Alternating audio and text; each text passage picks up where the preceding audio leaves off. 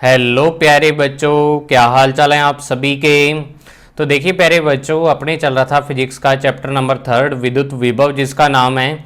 और आज जो अपने इसमें करने जा रहे हैं वो दो टॉपिक हैं। एक तो आवेशों के निकाय की स्थितिज ऊर्जा और दूसरा है दो से अधिक बिंदु आवेशों के निकाय की स्थिर विद्युत ऊर्जा। जो ऊपर वाला टॉपिक है इसमें तो दो आवेश ही लेंगे अपने, तो आवेशों का निकाय ही हो गया वो, मतलब एक से ज़्यादा आवेश हो गए तो आवेशों का सिस्टम। ठीक है, उसकी स्थितिज ऊर्जा के बारे में पढ़ेंगे और दूसरा बिंदु आवेशों के निकाय की। तो चलिए स्टार्ट करते हैं अपनी आज की वीडियो। तो देखिए प्यारे बच्चों, आज अपना स्टार्ट करते हैं टॉपिक। तो 2-3 दिन से आपको वीडियो मिल नहीं पाई थी, उसके लिए मैं आपको सॉरी कहता हूं। तो प्लीज़ आप कमेंट में मुझे डिस्टर्ब मत किया कीजिए कि सर आप जल्दी वीडियो डालो। जब मेरा टाइम होता है मैं ऑटोमेटिक से डाल देता हूं, आपको कहने की ज़रूरत नहीं पड़ती है। ठीक है, तो देखो इसमें क्या है, आवेशों के निकाय की स्थितिज ऊर्जा, potential energy of A system of charges. तो इसको समझो भी, स्थितिज ऊर्जा क्या होती है आवेशों के निकाय की। तो देखो यहाँ पे अपने एक आवेश लेते हैं और वो आवेश कौन सा है, Q1 आवेश है। ठीक है, और ये वाला आवेश इस A बिंदु पर पड़ा है और इससे R दूरी पर B बिंदु है। एक बार B बिंदु पर कुछ भी नहीं है, ये Q2 लिखा है ना, इसको हटा दो, ये अनंत भी हटा दो, ओनली क्या है B बिंदु है आपके पास। ठीक है, तो अब वही चीज लिखी है कि माना एक आवेश Q1 है जो बिंदु A पर रखा हुआ है, A पर रख दिया आपने उसे, तो इससे स्मॉलर दूरी पर स्थित बिंदु B पर विभव, यानी विभव का मान क्या होगा, जो इससे B बिंदु है स्मॉलर दूरी पर, तो विभव का मान इस आवेश के कारण स्मॉलर दूरी पर विभव का मान क्या होगा, KQ1/R होगा। ये विभव का मान हो जाता है आपके पास, तो KQ1/R आ गया। ठीक है, अब देखो अगर अपने क्या करें, अब जो ऊपर वाली कहानी है उसको समझते हैं कि अगर मैं मान लो यहां से अनंत से पकड़ के और इस Q2 बिंदु तक किसी आवेश को लाऊं, तो उस आवेश पर जो किया गया कार्य होगा वो कार्य किसके इक्वल होगा, W is equal to Q2 into V के इक्वल होगा। Q2 और इंटू में क्या आ जाएगा, V के इक्वल होगा, क्योंकि अगर आप Q आवेश को अनंत से पकड़ के लाते हो तो उस पर किया गया कार्य क्या होता है, W is equal to QV होता है। तो यहाँ आवेश Q2 है तो Q2 इंटू V, और यहाँ पे जो विभव है वो बताओ किस आवेश के कारण है, Q1 आवेश के कारण यहाँ पे विभव है, तो अपने यहाँ पे विभव लिख देते हैं। तो अब यदि एक अन्य आवेश Q2 को अनंत से इस बिंदु पर लाएं तो उस आवेश पर किया गया कार्य स्थितिज ऊर्जा के रूप में संचित होता है। तो अपने क्या है कि जब किसी विद्युत, आप देखो ये वाला आवेश है तो इस आवेश का खुद का विद्युत क्षेत्र होगा, तो विद्युत क्षेत्र में ही ये वाला बिंदु है इसके, मान लो इसका ये विद्युत क्षेत्र ऐसे फैला हुआ है, इसके चारों तरफ ऐसे फैला हुआ है। ठीक है, तो अब इस विद्युत क्षेत्र में ही क्या है, ये एक B बिंदु स्थित है और आप एक Q2 आवेश को क्या कर रहे हो, अनंत से पकड़ के और इस बिंदु तक ला रहे हो।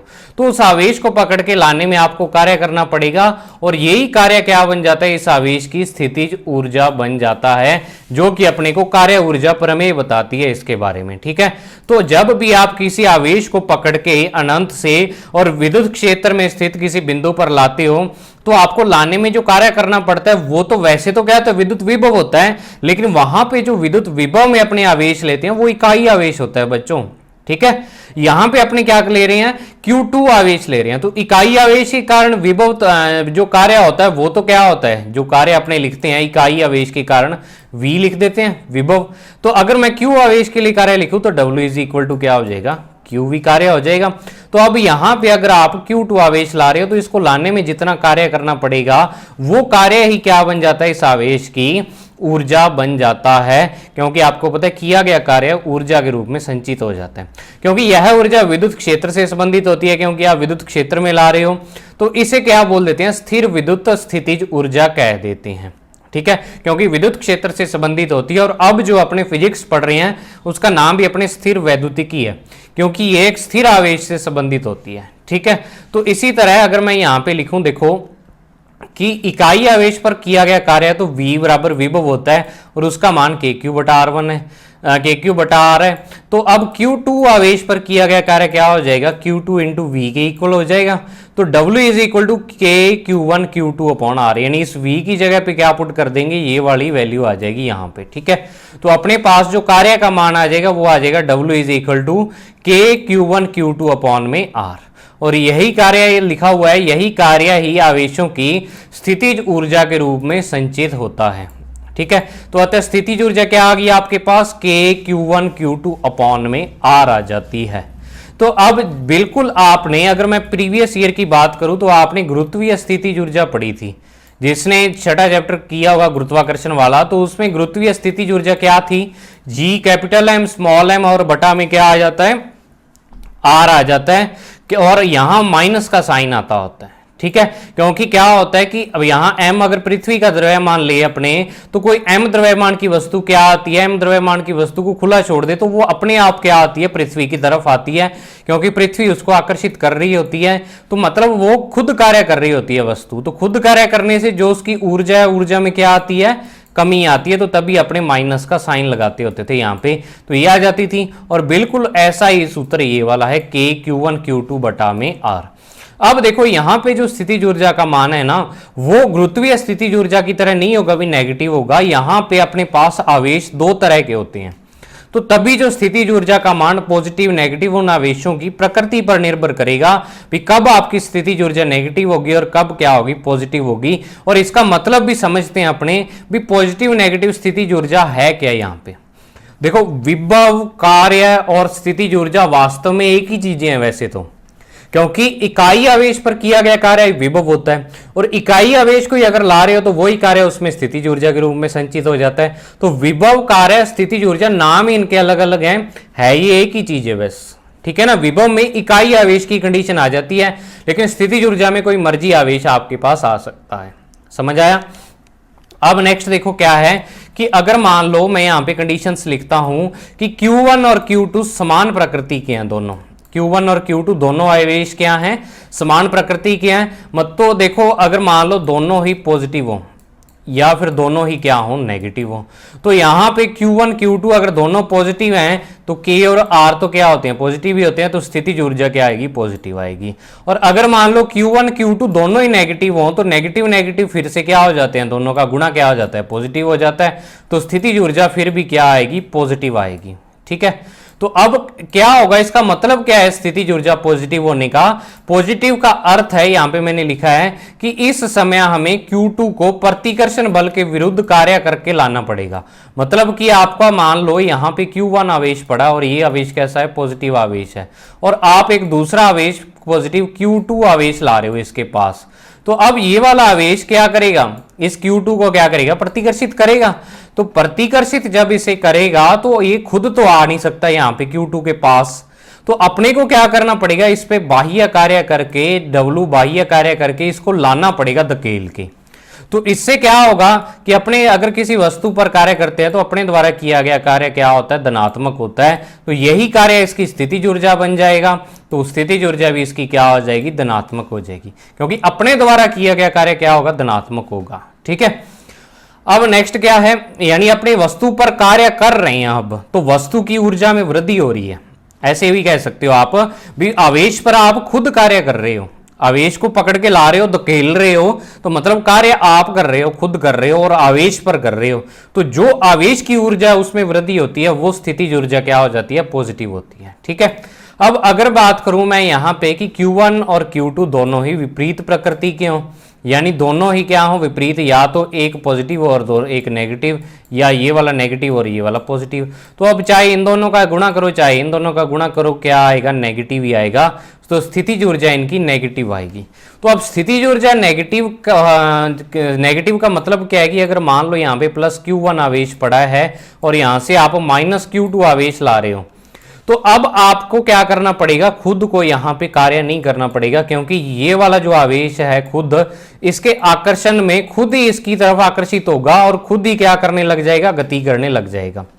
तो अब जब आवेश आपका खुद कार्य कर रहा है तो इसकी ऊर्जा में कमी होगी भाई। अगर मान लो आप खुद भाग रहे हो तो आपकी ऊर्जा में कमी आती है या नहीं आती, थक नहीं जाते हो आप, तो वही चीज है कि आवेश जब खुद गति करेगा तो उसकी ऊर्जा में क्या आएगी, कमी आएगी, मतलब वो कार्य खुद कर रहा है। ठीक है। तो ऊर्जा में कमी आएगी, तो इस कारण यहां पे जो स्थितिज ऊर्जा का मान अपने क्या लेते हैं, नेगेटिव लेते हैं। और यहां पे एक मैंने नोट लिखा हुआ है, और ये नोट न्यूमेरिकल में भी बहुत काम आता है कि स्थितिज ऊर्जा ज्ञात करने में भी आवेशों के चिन्ह साथ में लेंगे। मतलब कि अगर मान लो आपको किसी क्वेश्चन में दे दिया भी एक 5 कूलाम का आवेश है और एक -2 कूलाम का है, तो उनकी स्थितिज ऊर्जा ज्ञात करो, तो आप जब स्थितिज ऊर्जा निकालोगे ना, तो आवेशों के जो पॉजिटिव और नेगेटिव साइन है वो आपको साथ में लेने पड़ेंगे। स्थितिज ऊर्जा का मान पॉजिटिव नेगेटिव दोनों हो सकता है। बस पॉजिटिव नेगेटिव का अर्थ क्या है वो मैंने आपको बता दिया भी। अगर पॉजिटिव है तो मतलब अपने कार्य कर रहे हैं, और नेगेटिव है तो मतलब आवेश क्या कर रहा है, खुद कार्य वहां पे कर रहा है। ठीक है, ये मुझे लगता है आपको टॉपिक समझ में आ गया होगा स्थितिज ऊर्जा वाला। अब नेक्स्ट जो टॉपिक है ना बच्चों ये वाला, तो ये टॉपिक आपका ओनली न्यूमेरिकल से संबंधित है। मतलब इसमें इससे बेस्ड न्यूमेरिकल आते हैं, पेपर में आने के बहुत कम चांस होते हैं ऐसे क्वेश्चन। हाँ, इस पे बेस्ड न्यूमेरिकल आने के पूरे चांस होते हैं। ठीक है, कि अगर आपके पास 2 से अधिक बिंदु आवेशों के निकाय हो तो उसकी विद्युत स्थितिज ऊर्जा, मतलब 2 से ज्यादा आवेश हो तो उनकी स्थितिज ऊर्जा कैसे निकालेंगे। ठीक है, तो अब एक चीज मैं यहां पे आपको और क्लियर कर दूं कि जो आपकी बुक है उससे थोड़ा सा डिफरेंट किया है मैंने, थोड़ा सा चेंज किया हुआ है यहां पे। तो आप ऐसे मत समझना कि बुक वाला सही है या सर वाला सही है, आप ये वाला सही मान के चलो, क्योंकि आपको मैं शॉर्ट और सिंपल तरीके से करवाने की ट्राई करता हूं, और मेरा तरीका गलत नहीं है क्योंकि मैं वेरीफाई करके फिर ही पढ़ाता हूं। मुझे पता है कि अगर मैं गलत पढ़ाऊंगा तो उसका बहुत ही ज्यादा नेगेटिव इफेक्ट पड़ेगा। ठीक है ना, तो आप क्या करो, ये वाला टॉपिक है मैंने अपनी तरफ से आसान किया हुआ है कि इसको अच्छे तरीके से आपको समझ में आ जाए इस कारण। ठीक है, तो अब देखो क्या है कि 2 से अधिक बिंदु आवेशों के निकाय की स्थिर विद्युत ऊर्जा electrostatic potential energy of A system of more than 2 point charges. ठीक है, अब देखो आपको क्या है, यहां पे एक आवेशों का निकाय दिया हुआ है, 3 आवेश दिए हुए हैं और तीनों आवेश एक दूसरे से अलग अलग दूरियों पर पड़े हुए हैं। जो Q1, Q2, Q3 आवेश हैं, तो जो Q1 और Q2 के बीच की दूरी है वो R12 मान ली मैंने। ठीक है, और Q1 और Q3 के बीच की दूरी है इसको R13 मान लिया, या आप R31 भी कह सकते हो। ये कोई जरूरी नहीं है भी आप 13 लिखना है, R31 या R13 एक ही बात है। इससे ये पता लगता है कि पहले और तीसरे आवेश के बीच की दूरी है ये वाली, और यहां पे दूसरे और तीसरे आवेश की बीच की दूरी R23, या इसको आप क्या लिख सकते हो, R32 भी लिख सकते हो। एक ही बात है बच्चों, कोई फर्क नहीं है इसमें। ठीक है, तो अब देखो अपने को इन तीनों की क्या निकालनी है, इस पूरे सिस्टम की स्थितिज ऊर्जा निकालनी है। तो स्थितिज ऊर्जा निकालनी है तो आप देखो क्या करना पड़ेगा आपको, कि मान लो यहां पे पहले ओनली +Q आवेश पड़ा हुआ है, +Q1 आवेश पड़ा हुआ है। ठीक है, ये दोनों आवेश अभी आप नहीं लाए हो, दोनों आवेश यहां पे नहीं है, ओनली ये आवेश पड़ा हुआ है। अब मान लो इसको छोड़ो एक बार, Q3 को आपको नहीं लेना, आप यहां पे Q2 आवेश ला रहे हो। तो अब Q2 आवेश ला रहे हो तो आपको क्या करना पड़ेगा, कार्य करना पड़ेगा, क्योंकि ये वाला जो +Q1 आवेश है या इस पर क्या लगाएगा, बल लगाएगा। तो अब इन दोनों की, अगर मैं इन दोनों की बात करूं तो यहां पे इसकी स्थितिज ऊर्जा क्या बन जाएगी, K Q1 Q2 और बटा में क्या आ जाएगा, यहां पे दोनों के बीच की दूरी यानी R12 बन जाएगी, ये आ जाएगी बच्चों। ठीक है, एक आवेश ले आए आप, अब 2 आवेश हो गए आपके पास टोटल। अब दोनों आवेश आपके यहाँ पे पड़े हुए हैं A और B बिंदुओं पर। अब तीसरा आवेश लाते हो, अब यहाँ पे आप Q3 आवेश लाते हो, ये वाला इसके पास अनंत से पकड़ के। तो अब इस आवेश पर देखो, इसके कारण भी विभव लगेगा और इसके कारण भी विभव होगा या विद्युत क्षेत्र होगा। तो अपने को ये वाला आवेश भी इस पे प्रतिकर्षण बल लगाएगा और ये वाला प्रतिकर्षण बल लगाएगा, तो दोनों के विरुद्ध कार्य करना पड़ेगा अपने को। तो इसके विरुद्ध जो कार्य होगा वो हो जाएगा K Q1 Q3 और अपॉन में क्या आ जाएगा, दोनों के बीच की दूरी R13। ठीक है, और बिल्कुल इसी तरीके से इन दोनों के बीच का जो क्या हो जाएगा, स्थितिज ऊर्जा हो जाएगी, वो हो जाएगी K Q2 Q3 और बटा में क्या आ जाएगा, R23। बस इतना कुछ ही आएगा।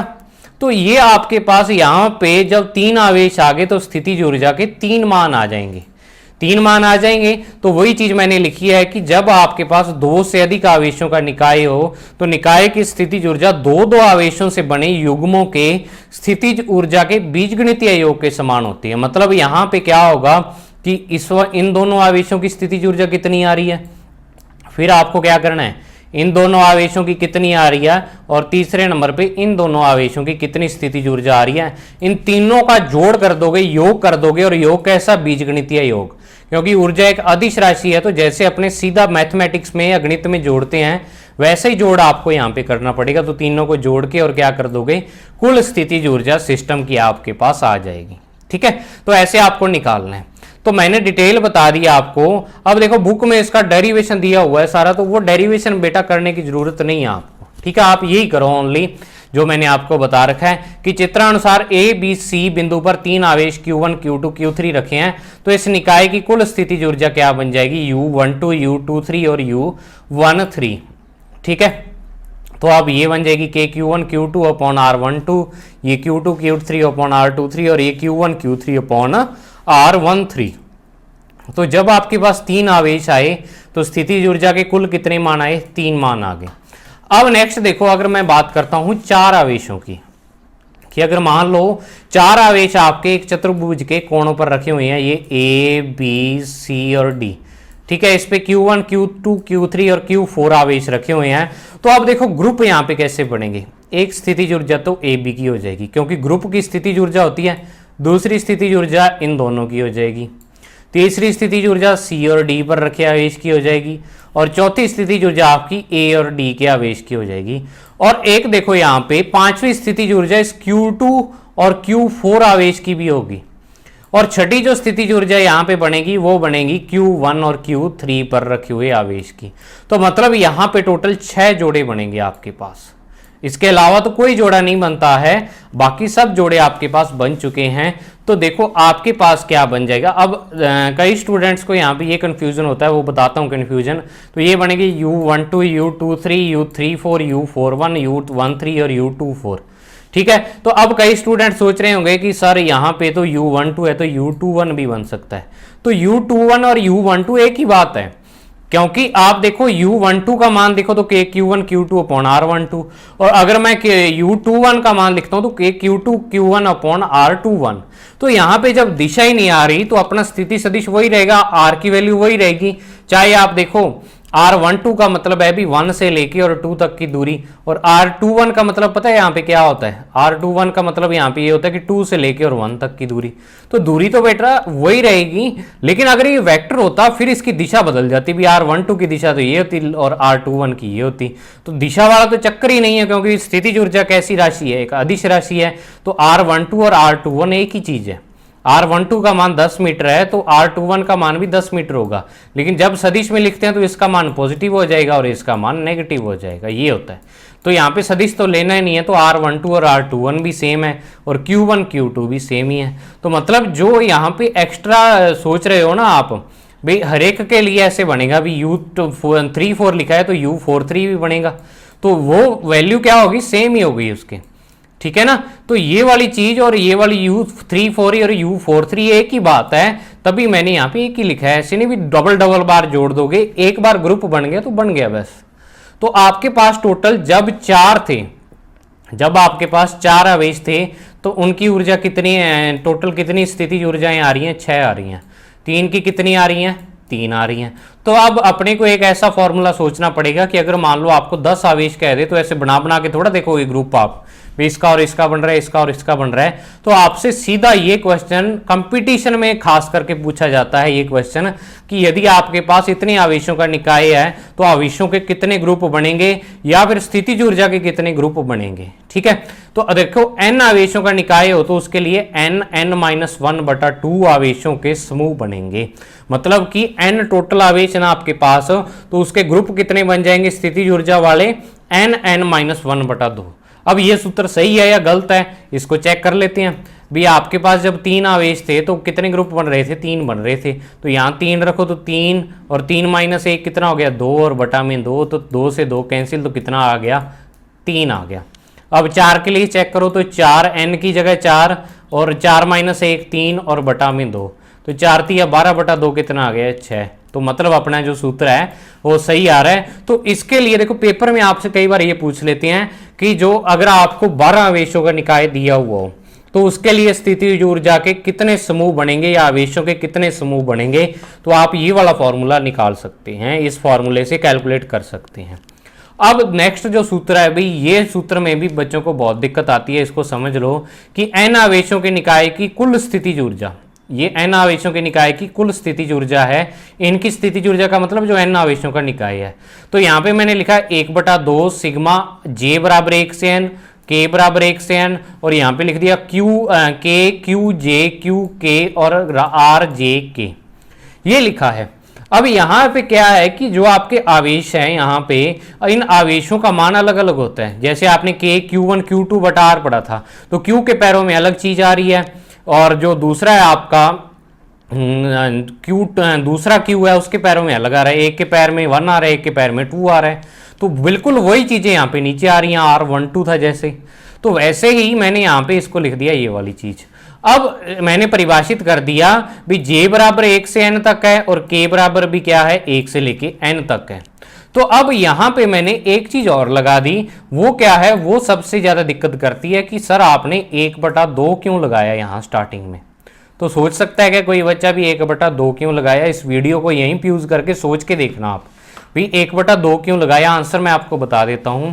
1/2 अपने इस कारण लगाया क्योंकि जब आप देखो, जब आप J का मान 1 रखोगे, J का मान 1 रखोगे तो ये बनेगा K Q J, J का मान 1, और K का मान आप कितना रखोगे, 2 रखोगे। अगर मान लो K का मान 2 रखते हो तो ये बनेगा Q2, ठीक है।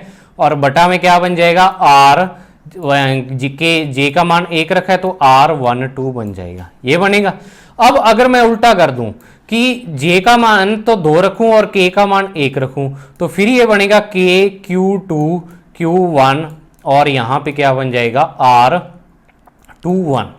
तो ये वैल्यू तो आपने ये वाली लिख ही रखी है, ऑलरेडी लिख चुके हो, क्योंकि इसमें तो Q1 Q2 की स्थिति चेंज हो रही है, बस गुणा तो सारा कुछ, सारी क्वांटिटी सेम ही है। मतलब कि यहां पे जब अपने क्या करेंगे, वैल्यू पलट के रखेंगे, 1 2 2 1, इसी तरह 3 4 4 3 रखेंगे, तो हर एक स्थितिज ऊर्जा के 2 ग्रुप बनते जाएंगे। तो अपने को सारे ग्रुपों का जोड़ नहीं करना, ऐसे नहीं इन दोनों को जोड़ोगे आप, इसमें से ओनली एक मान ही लोगे, उसको ही जोड़ोगे, दूसरा मान नहीं लोगे, क्योंकि ये ऑलरेडी यहां पे आपने लिख चुके हो, ठीक है ना। तो ये मान दोबारा कैलकुलेट नहीं करेंगे, तो हर एक मान 2 बार आएंगे समेशन सिग्मा लगाने से। तो तभी अपने क्या किया है कि इसको आधा कर दिया, भी टोटल जितनी स्थितिज ऊर्जा आएगी वो दुगनी होगी वैसे तो, लेकिन जब उसका आप आधा कर दोगे तो वो कुल स्थितिज ऊर्जा आपके पास आ जाएगी। 2 समेशन का मतलब यहाँ पे यही है कि यहाँ पे जो आपके पास 2 राशियां चेंज हो रही हैं, ऐसे नहीं भी आपके पास क्या है कि प्लस के निशान भी 2 लगते जाएंगे, ऐसा कुछ नहीं होता, ठीक है। तो ये स्थितिज ऊर्जा बन जाएगी इसकी। तो इस तरीके से आप स्थितिज ऊर्जा का मान क्या कर सकते हो, अलग अलग आवेशों के लिए निकाल सकते हो। तो ये था बच्चों अपना आज का टॉपिक स्थितिज ऊर्जा का। मुझे उम्मीद है आपको समझ आ गया होगा, अपनी तरफ से पूरी ट्राई किया मैंने। इसको 2-3 बार देख के कॉपी में अपनी नोट करो और अच्छे तरीके से आप इसकी तैयारी करते रहो। अब इसके बाद ओनली 2 टॉपिक रह गए हैं, वो देखो। अगर मान लो कि 2 टॉपिक की वीडियो अगर ज़्यादा लंबी बनती है तो दोनों को अलग अलग वीडियो में कवर कर दूंगा, नहीं तो एक ही वीडियो में उन 2 टॉपिक को करवा दूंगा, फिर आपका ये चैप्टर यहाँ पे ख़त्म है। तो मिलते हैं नेक्स्ट वीडियो में बहुत ही जल्द। Thank you, have a nice day आप सभी को।